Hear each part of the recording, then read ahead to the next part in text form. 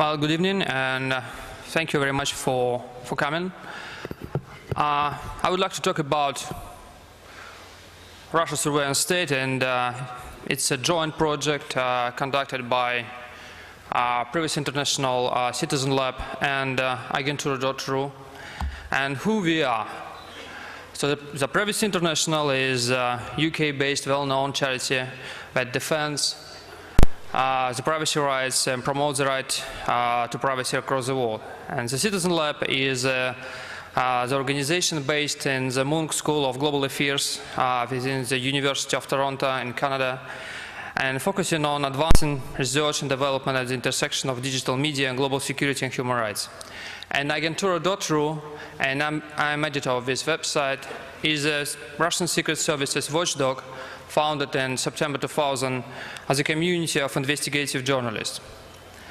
And I myself, I'm an investigative journalist for more than 13 years, and for 12 years I've been covering the activities of the Russian security services, counterterrorism operations, terrorist attacks in Moscow, in the North Caucasus, hostage takings, espionage cases, any kind of activities that Russian security services were so famous for the last 12-15 years.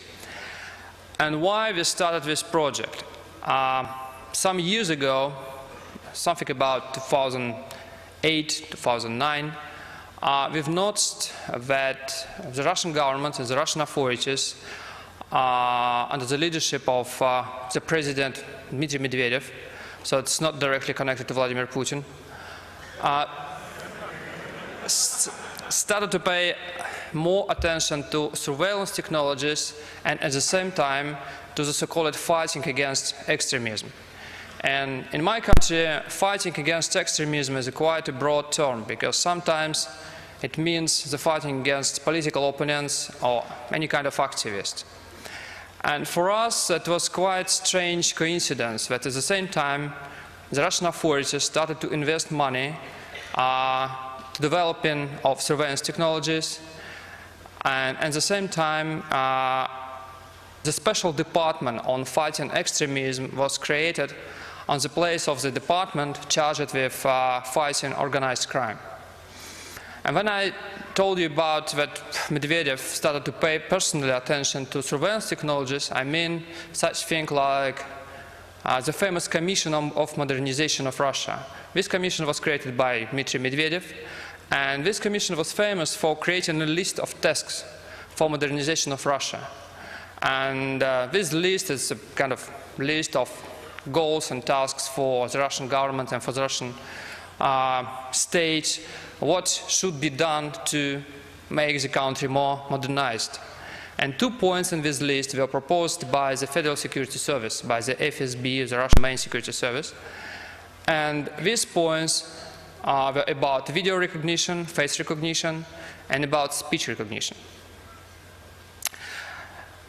So the aims of our project with Privacy International Citizen Lab is to undertake research and investigation into surveillance practices in Russia, including trade and in use of surveillance technologies, and to publicize research and investigative findings.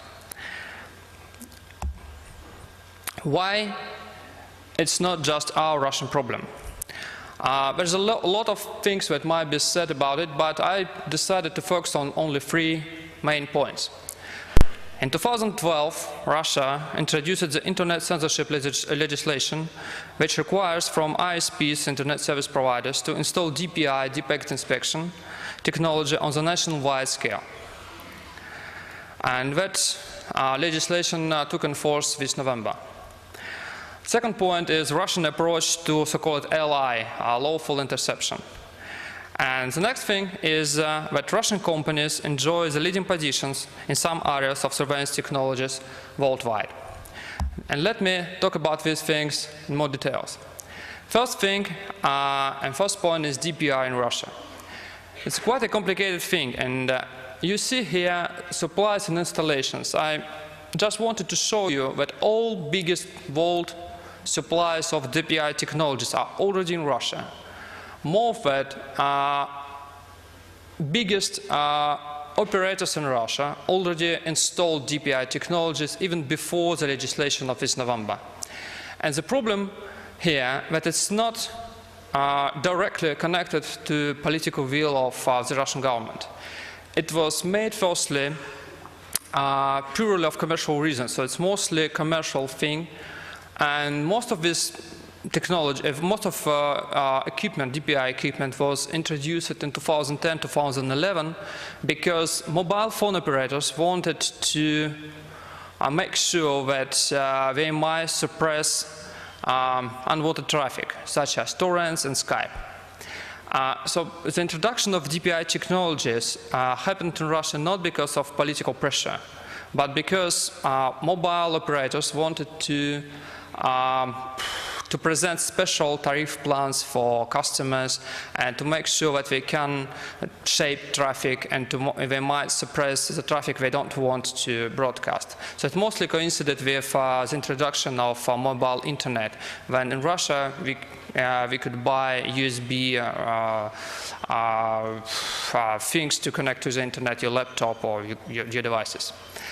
And the problem here is that now, when the Russian state started to request the internet service providers to use DPI equipment not to shape traffic, but to block access to content that considered by the Russian state as harmful or illegal, it became quite difficult to question the policy of Western providers of such technologies, because firstly they sold this stuff to Russia because it was a commercial demand. And you see that now we have all these big companies in Russia, a lot, and Wimpelcom is mobile phone operator, Sandvine, Canadian Sandvine, it's installed in Rostelecom, and Rostelecom is a Russian analog of British Telecom, for example, so it's nationwide operator. MTS, it's the second biggest mobile phone operator in Russia, and Cisco is there. And Procera, again, made in the United States, and Wimpelcom, and Huawei is installed in Megaphones. This is the third mobile phone operator in Russia. The strange thing now is we got a kind of scandal around DPI, but it's mostly not about that internet community in Russia are really concerned with privacy and with some dangerous aspects of DPI technology, but because internet service providers are required to buy this stuff themselves. And only mobile operators bought the DPI equipment, and ISPs were quite reluctant to buy this stuff. We might explain it by the nature of the Russian market. The problem is that mobile operators, because they faced the problem of mobile internet, they wanted to buy DPI. And ISP, internet service providers in Russia, they mostly provide to customers very simple tariffs, and they just don't need DPI. Now they are forced to buy it, and that causes the scandal. But not because they are outraged by the Russian new legislation. They just don't want to buy this stuff. So that's why I think it's a very good example how Western surveillance technology might be presented in Russia, and it would be a very complicated thing to try to challenge this policy, because it's, on the one hand, it's commercial, on the other hand, internet service providers and mobile phone operators, they are quite reluctant to contact with activists and with human rights organizations, because their only concern is that they don't want to pay for this equipment. The next thing, and this subject, lawful interception, is connected with DPI, because Russian providers try now to connect DPI with lawful interception. And that might be quite a dangerous development of technology.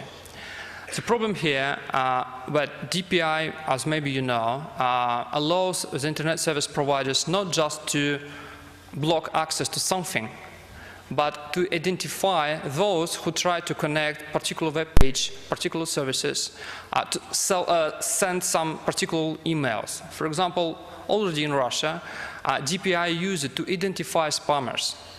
And this technology might be used to identify those who try to, for example, talk about protests in their emails. DPI might help to solve the problem of identification of these who try to talk about it. Because law enforcement interception is mostly about, for example, you know the particular person, you want to follow, to intercept his communications, so you start with the person. DPI start with the problem. For example, they have the problem of discussion about protest, they use DPI, they identify people, and now they can follow them. So the connection between these two technologies might be too dangerous. And another problem here, and why it might be more dangerous than in the Western countries, that the understanding of lawful interception in Russia, in the West, are quite different. This is a chart that presents the West European version of lawful interception.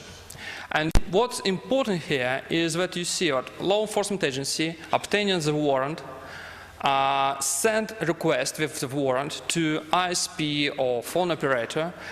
Operator actually does all interception work and then sends the result of interception to law enforcement agency. The problem is that the Russian scheme of lawful interception is quite different. What we see here, we see so-called control, PU is, we might translate as control device. So this control device is installed in the headquarters of the FSB, of the Federal Security Service.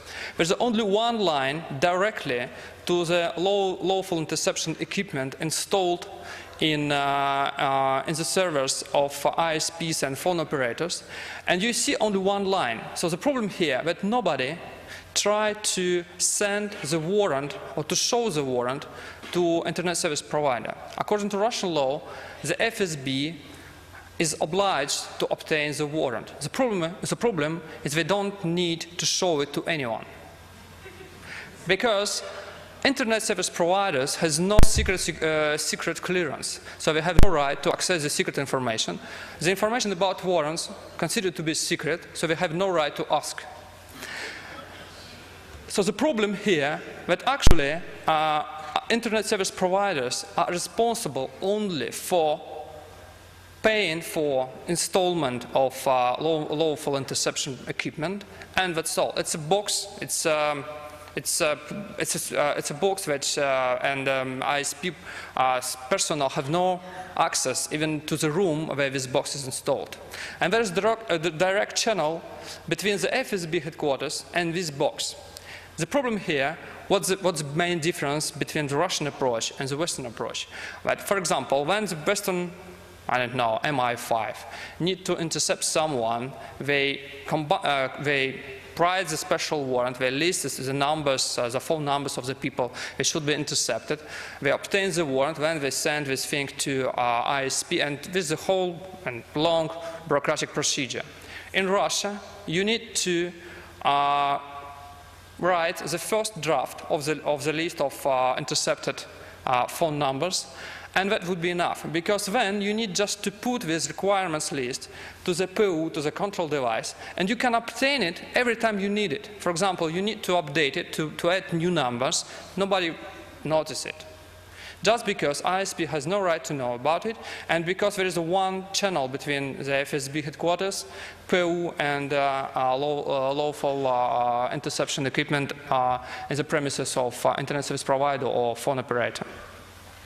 Why this problem is not just Russian problem? The system, call it SORM in Russian, system of search measures search activities, was developed in the late 80s and first introduced in the late 80s, back in the time of the Soviet Union. And what we got after the collapse of the Soviet Union, that all so-called independent states of the former Soviet Union, they inherited with all Russian things and all Soviet insignia, they also inherited regional branches of the KGB. They also inherited not just branches, not just people, but procedures. And the problem that most of the countries which thought to be completely independent decided to stick to the Soviet experience in surveillance technologies and in surveillance and conducting of surveillance operations. SORM, the Russian word SORM, is still in use in Belarus, in Ukraine, in Uzbekistan, in Kyrgyzstan, and Kazakhstan. It's just the same system. Might be some technical, tiny requirements might be different, but the system as a whole is the same. And this gives enormous advantages to Russian suppliers of SORM equipment.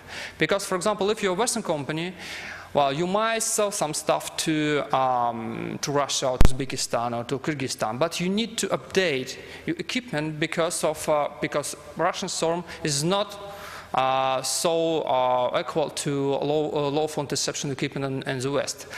Because you need to produce this PU control device, you need to produce a special channel, blah, blah, blah, so you need to cooperate with the Russian suppliers.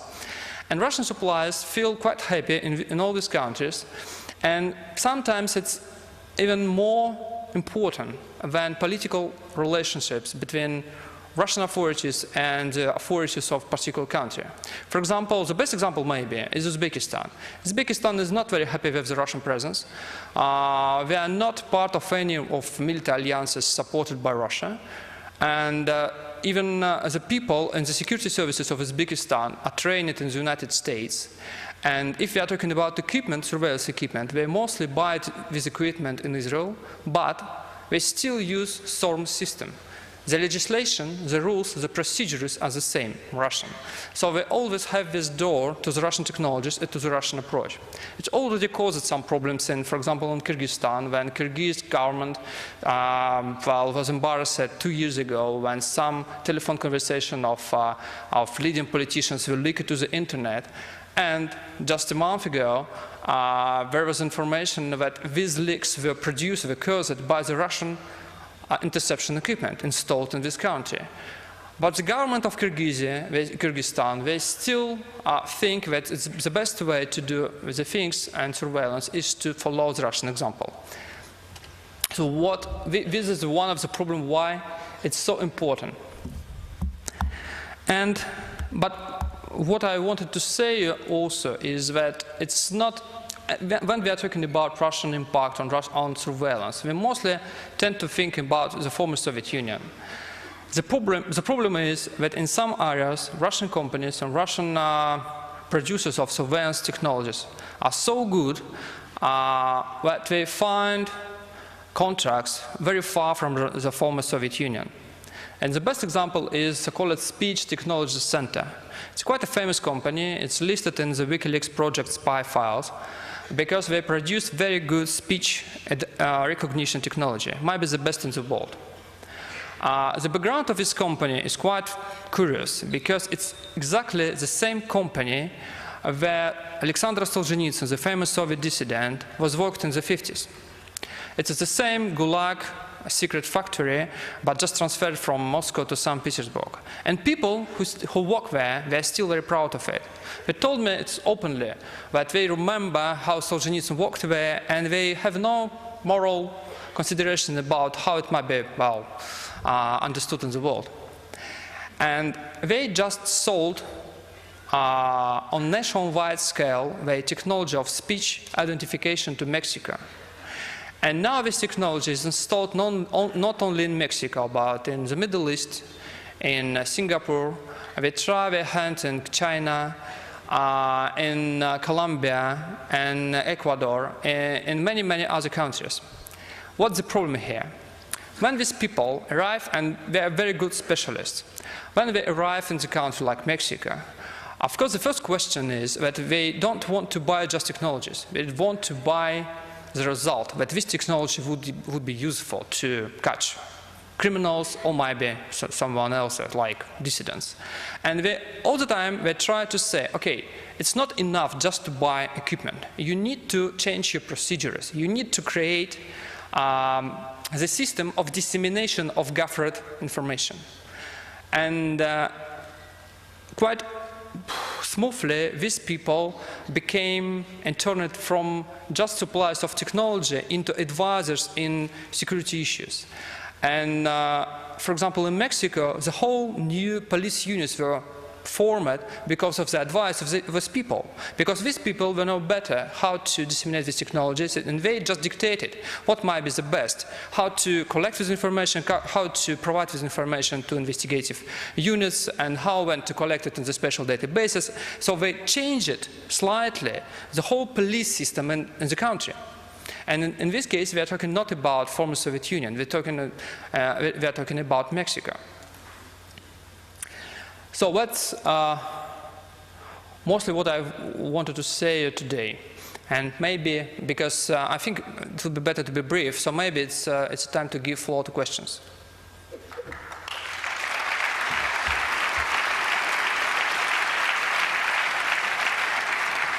Okay, thank you very much for the interesting talk. So, are there any questions in the room right now? So you just go behind the mics and ask your question. Or is there a question from the IRC channel, Signal Angel? No question at all.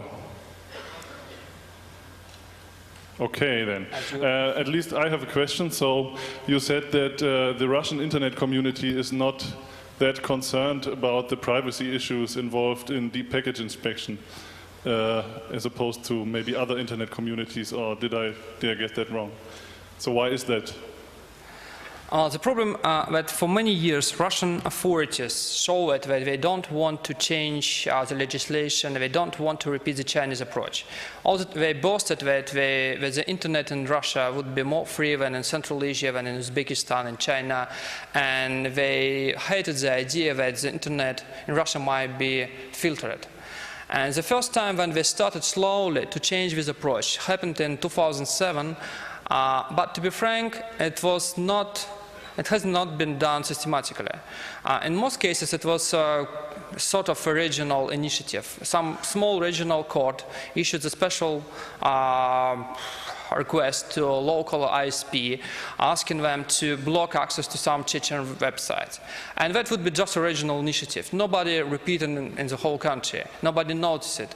And that's why we got a quite strange situation when, for example, Kafkas Center, the most famous website supported by Chechen rebels, was simultaneously not blocked, but asked to be blocked in many, many regions. But in fact, it was available everywhere. And only now, in November, the situation is completely changing, because now we got this single register of sites which should be banned, and which requires all ISPs providers, all operators, long-distance, short-distance operators, to install DPI technologies and to start block access to website. And first time we got the nationwide system. And that's why only now people started to worry about the problem. One example is that most people only now started to think about anonymizers. And even Tor is quite a new word for Russia. It was, in fact, introduced only this November, and there was a lot of strange talks about Tor, but it might be undercover, underground network of drug dealers, etc., etc. It was quite funny. It was pronounced by liberal journalists, not because they were, well, pro-Kremlin, but just because we don't know what the Tor is. Thank you. So we have questions in the room now. I'll start with mic 2 then. Hi. How did you learn which DPI vendors each ISP is using? Well, because I'm a journalist, so I sent requests to ISPs. We have a system of when you can't control some contracts, you can't get information of some contracts, even if ISPs don't want to publish this information. And so that's why we got this information, published it on Wired last month in November. Okay. Okay, mic 3 then, please. So there was recently a law passed, or recently more enforced, that basically prevents the population from criticizing the government.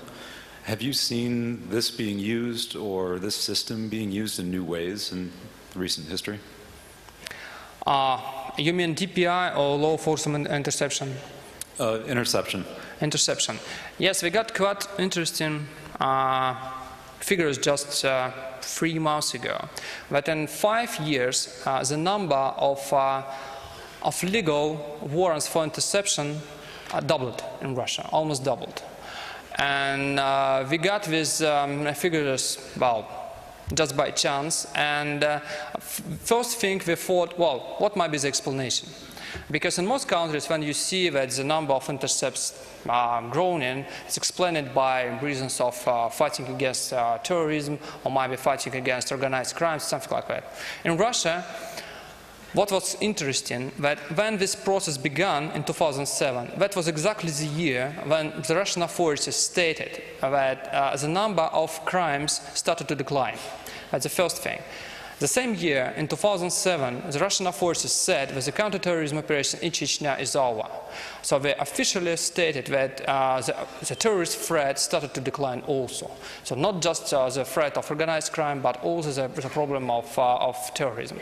And the last thing that we got with information just 2 weeks ago, the Supreme Court of Russia supported the case against political activists who tried to sue the FSB department in one of the Russian towns, because the FSB department there put the guy under surveillance just because the activist went to the political manifestation questioning the broadening powers of the FSB itself.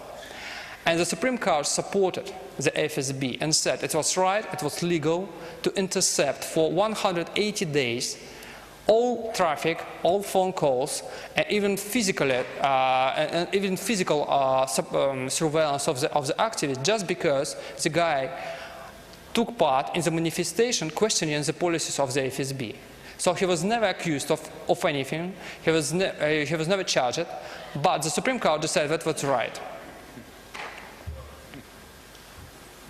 Okay, then we have a question from the internet. All right, the first question is, how does DPI affect internet's performance? Is it noticeable? Excuse me? Can you repeat the question? Yes. How does DPI affect internet uplink performance? Is it noticeable? Well, in fact, as far as I understand, many people try to say that it might somehow affect the speed of internet connection, but in fact, we didn't see any such problems, and internet service providers, the biggest ones, like Rostelecom, claim it that the channels are quite big and you cannot sense these things, and that's why it's sensed only by users of mobile internet. Because now, if you use Russian mobile phone, there is you can choose the option. You can choose the speed of internet connection. It's if you pay more, you get the biggest speed, but it's only consequence. You cannot test it with things if you use internet at your home or at office. Okay, then next question from Mike 2. Yeah, I wanted to know if you knew something about at what stage they are in the deployment of DPI devices in Russia, as in doing some brief measurements just from some points in Russia. I understand that they are currently doing it only on an IP basis. So do you see that, do you think they will do the next step soon? And do you know, how much they have started rolling this out, and with what sort of level of granularity? As far as I understand, the biggest discussion, the most important discussion took place in September, when all biggest operators and providers, and even Google, debated this issue with the Ministry of Communications. And they thought about IP, then they thought about pages. And as far as I understand today, they even thought about how to use caching technologies like peer-up technologies, for example, to filter video on YouTube, because the normal DPI cannot help you to block a particular video on YouTube, but caching technologies might be of some use. So that's why now they proceed to introduce these caching technologies. But are you aware of at what stage they, are you aware of some ISP that is doing it, for example? Well, the list I presented, all of them started to use these things. So it's quite certain they stated this even in their statements, in the official statements. So It's open. So so-called biggest free mobile phone operators, and in Russia they also provide mobile internet and fixed internet. They started to use these things on more. But what I mean is stage. that they are actually using some rules on top of it, like not just that they have caching proxies that are doing HTTP caching, but that they also are applying rules on top of it. Well, I think I was told only about caching things. So, well, there's a lot of talks about, for example, maybe we need to think now about VPN, to do something with VPN in Russia, on the example of Pakistan. But it's mostly about rumors. It's not about. I don't have any documents to support that any decisions were taken. Okay, question on mic 3. Yes, thank you very much, Bolshaya Spespio. You talked about, if I understood you correctly, that from Uzbekistan, certain data had reached Russian intelligence services from interception in... Not Uzbekistan, Kyrgyzstan. Kyrgyzstan, all right, sorry. You were talking about how systems working after the Russian model are being deployed in countries in Latin America. You mentioned Mexico. Is there any evidence, or are there any hints to support that data intercepted in these countries may find their way to Russian agencies? Well, the only allegation was made in Kyrgyzstan, and it was about 2 devices. One phone taping device, but to be frank, it was not very serious because it was of enterprise level. It was a kind of device that was installed in the building of the government, and so it's not very serious. It's not about. So it might be about how to intercept phone calls of government employees, but it's not about population. And a second device, it was a SORM device installed in 2008. But as far as I understand, it's the only allegations, and the producers and the suppliers of these technologies told us that it was an intergovernment decision to install these devices, but they denied all kind of allegations and say that they have no access, etc. So by now, I cannot say for sure that the information collected in this country might be. So of course, it gives the Russian authorities a good positions in these countries, just because we can, for example, travel to this country as advisors and to advise how to use such technologies. But to say that we actually connect the surveillance equipment in this country to Moscow center, I think it's to say too far. Thank you. Okay, then an RSC question, please. Yeah, the second question, whether they do both speech recognition for content analysis and pinning conversations on individual, and how you can be contacted. How many? The last bit was how you can be contacted. Contacted? Yes. By whom? By people with questions, I think. They might visit the website of Agentur.ru, send me a mail, but in fact they might go to the webpage of this speech technology center. Is it both in Russian and in English? They became quite famous because of the revelation and because they were put in the list of spy files project of WikiLeaks. So you can find a lot of information about them. Well, they became quite secret now, because they don't want to give comments about these things, because they have an American outlet and they don't want to be accused of anything wrongdoing. But in fact, well, you can go to their websites and to get some initial information. Okay, then we'll go on with the room first. Mic 2. You have said that DPI technology was installed for commercial purposes first, blocking BitTorrent and Skype, and was later used in the massive surveillance system SORM. You've only briefly touched how it was used for censoring websites, which went into effect in November. What is by definition supposed to be censored? What is defined as extremist? And maybe what part of, was there political speech censored? And what cases of overblocking were there, like instead of a single site blocking an entire domain? Well, actually the legislation was ostensibly all about protection of children. And of course it was quite funny. For example, the idea was that we need to block all websites that you might find child pornography. And then the next thing was that we need to block all websites that you might find information about how to commit suicide. And then people started to ask, well, if I am, for example, adult, and I would like to commit my suicide, so why I would be not allowed to go to this website? And, well, ostensibly because it's all about protection of children. There is no children here. Just about adults who want to commit suicide. Why he is not allowed to go to this website? But the problem is that also, so there is actually three points in the law. One is about child pornography, second is about committing suicide and propagating of suicides, and the third point is about drugs. But in fact, there is a fourth point, and this is the most important and the most dangerous, because there is a point about that also you can, the register would consist of the websites which found illegal by Russian courts. So the first three things, well, the information about the first three categories would be put in the register without any court decisions, just because some guys in the Ministry of Interior or in the Federal Anti-Drug Agency might decide that this site is not very good. But the third thing might be more important, because Russian courts tend to find illegal a lot of websites which actually have nothing to do with child pornography, or etc., etc.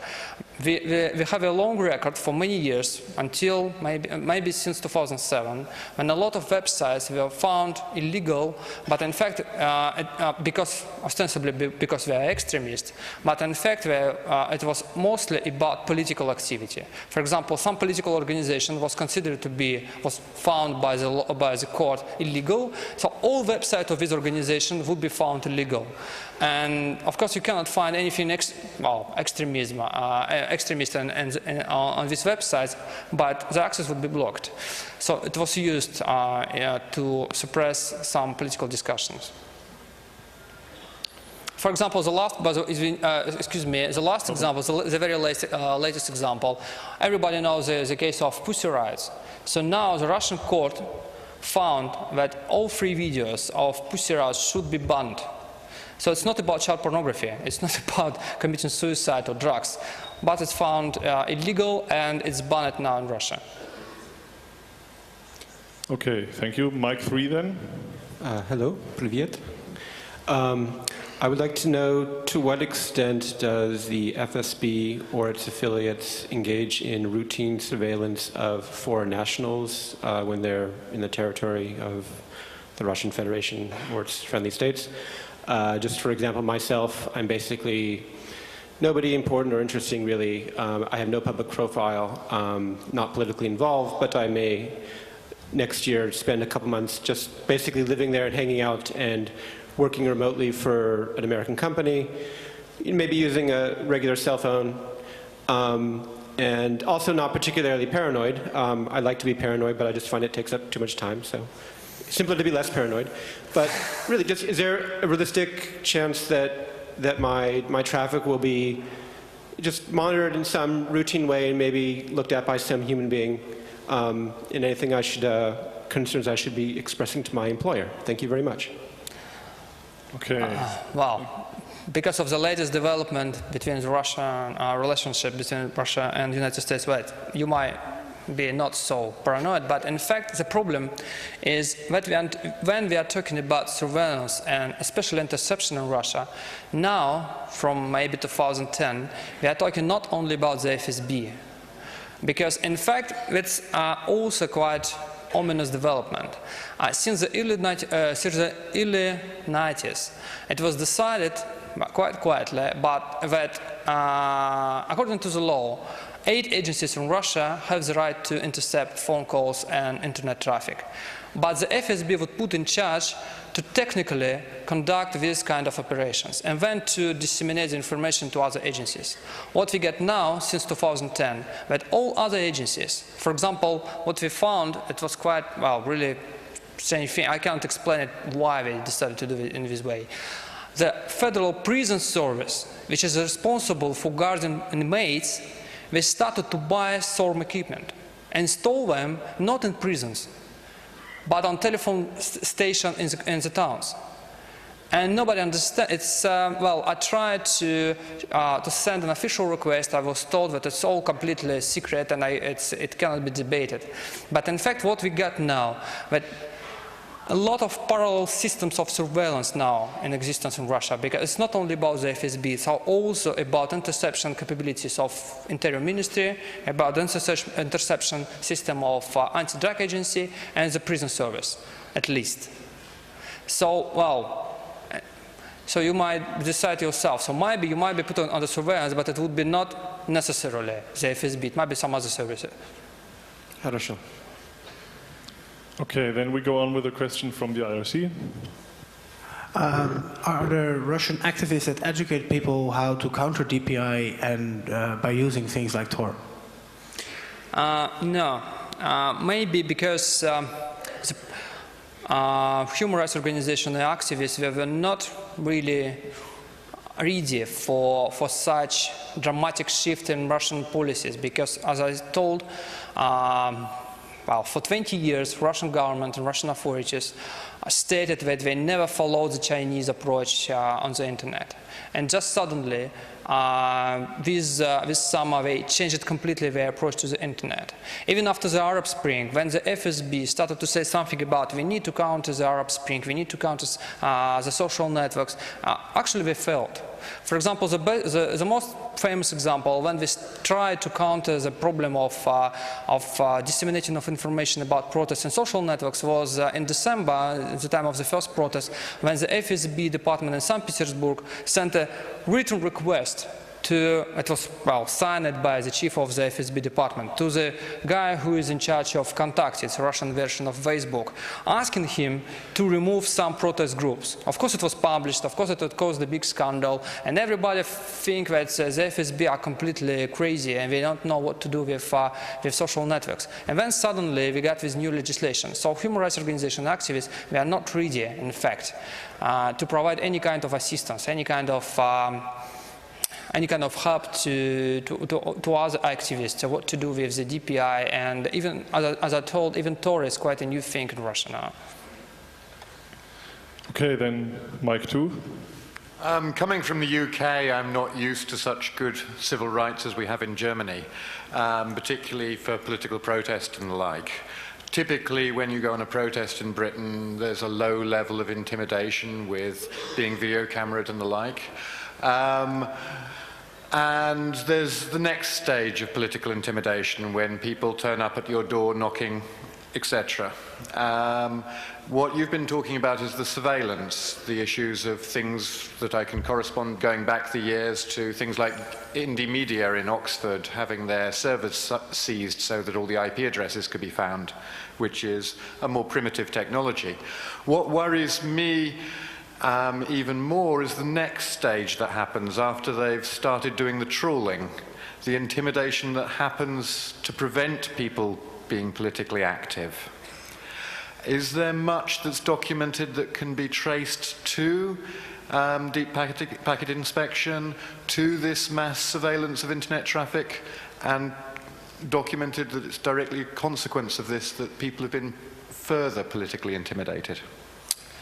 Well, I cannot say that specifically DPI technology was used to intimidate political activists. I might say that other technologies, surveillance technology, were already used, especially in January and spring of 2012 and December 2011, when, for example, some technologies were used to crack emails of activists, and they leaked to the internet and used by pro-government media.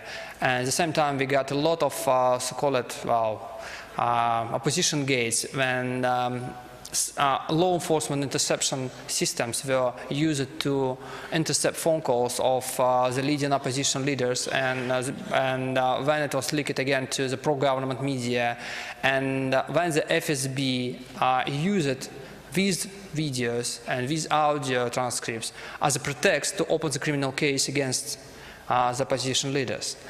And I think that, and what has warned me, that DPI might be the next step. But as far as I know by now, it's mostly this kind of, mostly FSB now based their activity on lawful interception, not on DPI. So, but the DPI might be the next step. Okay, Mike 4. Hello. I would like actually to make a small transition because there will be another talk about Russian security systems at 8:30, and I'm the speaker. And actually there is something which I would like you to comment on. It's an interesting event for which I have no explanation, but basically there was an attack published on the Russian Ghost cipher at a certain moment in 2011 at FSC conference. And the presenters were polite enough not to say that basically like Ghost is broken, so they didn't actually use that word. So the first person who had used that word, that Ghost is broken, was me on a website, so I have put it on a website, Ghost is broken. Mm-hmm. And quite interestingly, after that, within 30 seconds, I had 3 connections, one from the United States, one from Russia, and one from Ukraine. And after that, the web server was down for reasons never explained, and was down for a long time. And I wonder, so there's no proof there is anything dodgy going on here, but I thought it was an interesting event, and could you comment on that? Well, to be frank, I tried to investigate the claims that the Russian state might be behind some big hackers attacks, DDoS attacks on, there is plenty of them during the last few years, like on Estonia, on Georgian websites, and Lithuania, and so on and so on and so on. And mostly it was detected that attacks were directed from Russia. The problem was to establish the proof that these attacks were helped by, for example, by technology provided by the security services, or by that the state resources were used to attack the websites of these countries. The problem actually was that this system is smarter than we thought of it, because we thought that it really happened because some technical support was provided from the state. But in fact, it was mostly about hacktivism. A lot of people were just given free hand to attack websites of, for example, of Estonian and Georgian guys, and that gives Russian authorities the regime of, they might deny all accusations quite happily, because in fact there is no connection, there is no proof that they somehow involved in these attacks. And last year I visited the NATO Cybersecurity Center in Estonia, and they admitted that in fact it was not about DDoS attacks, it's mostly about DOS attacks. And that in fact what we understood by the Russian authorities and some people, for example the administration of president, might just inspire a lot of people using very traditional methods of mobilizing youth to attack some websites. And in this case, technology would be very simple, and this simple technology would be much more dangerous, because in this case you can't establish any connection between the attackers and the state. Okay, then Mike 2, or Mike 3, sorry. Do you know how much bandwidth actually does this system trace and filter, or an order of magnitude? Well, I'm sorry, I'm not a technical specialist, I'm just a journalist. But, so you said that the ISPs have to purchase the equipment, which means that they cannot have any links that are not actually, that don't go through this equipment, right? Yeah. So all the bandwidth in Russia is actually goes through these devices and to the system, and can be controlled and analyzed.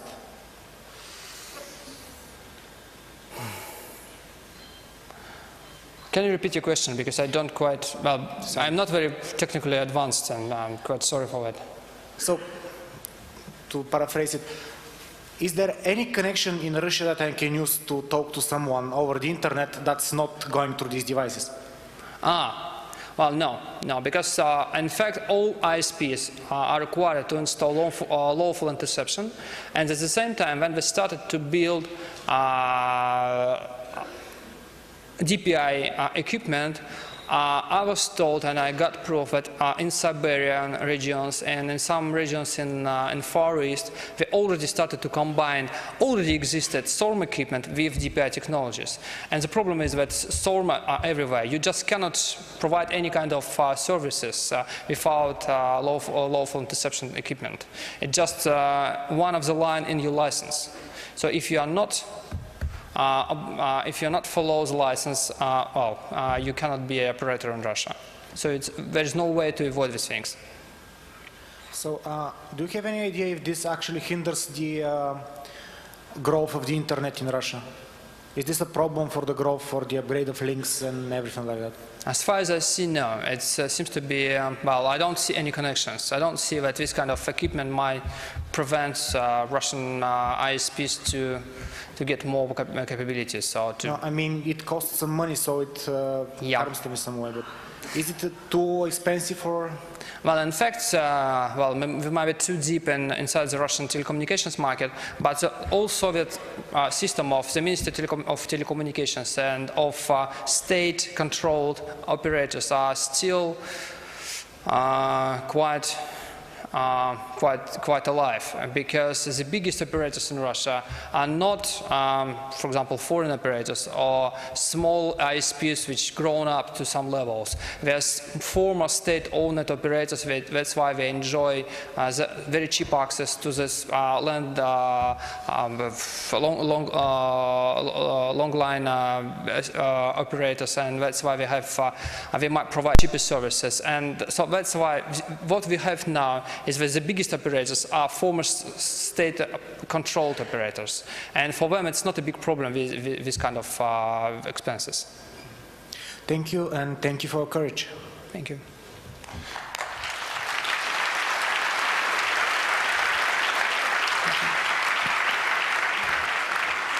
We still have time for one, maybe two questions from the internet, so go ahead. This one. Question, we're probably off topic, but what about some information about Kaspersky or the relation to FSB in the context of the Russian surveillance state? Very good question. I might direct you to the excellent profile published a few months ago on Wired about Kaspersky. The problem with Kaspersky is that he is actually a former KGB officer, and he maintains some of prejudices of the KGB people. It's not only about patriotism. It's mostly, I think it's more dangerous is not all things about patriotism and Soviet things, etc., etc.